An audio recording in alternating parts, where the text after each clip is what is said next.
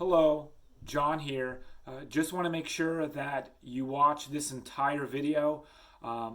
Despite what your political beliefs are, I feel like this video shows a great correlation between our first president, George Washington, and our current president, Donald Trump. For example, George Washington wrote many letters in his lifetime, and he did a northern and southern tour of the United States.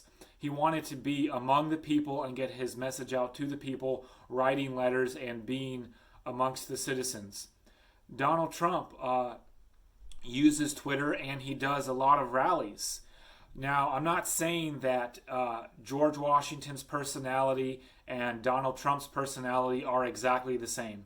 What I'm saying is that they're wanting to get their message out to the people and wanting to be with the people, the citizens in which they serve, is something that they both would agree on.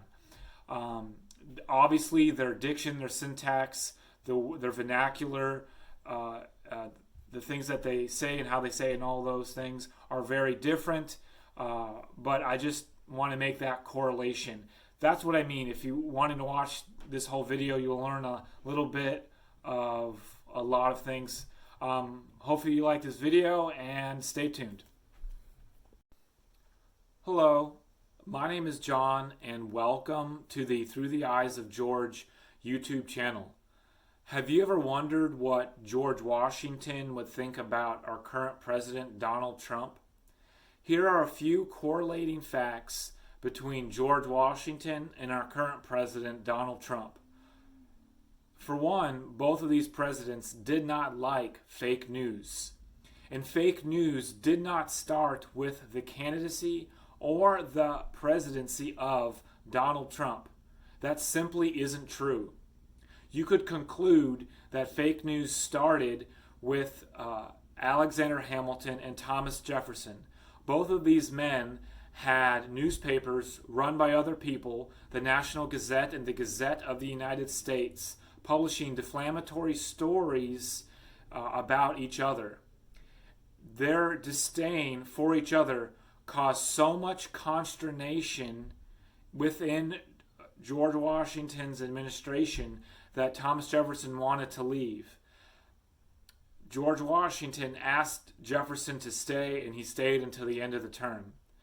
That brings up another statement, that people leaving within the first term of a president, like within the cabinet, that's not new either.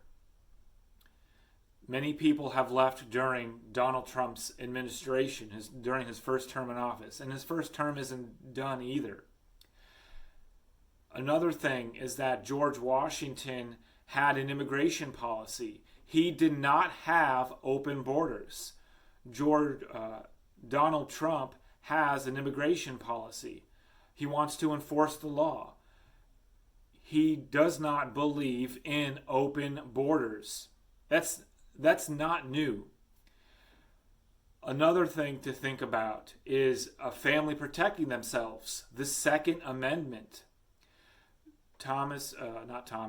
George Washington fully supported the Second Amendment. He instituted or had the bill or the law, the Militia Act.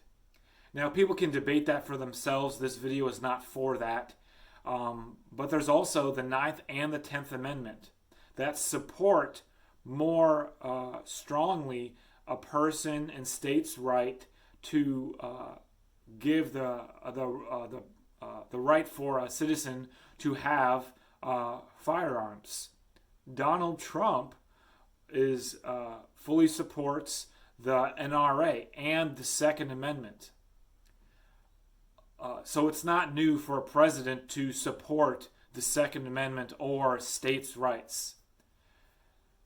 Another thing is that George Washington wanted fair trade as best as he could. The Jay Treaty is the best that we could do at the time with what was available in terms of putting the United States and Britain on level playing ground. Now, there's definitely more to that treaty, but George Washington wanted peace.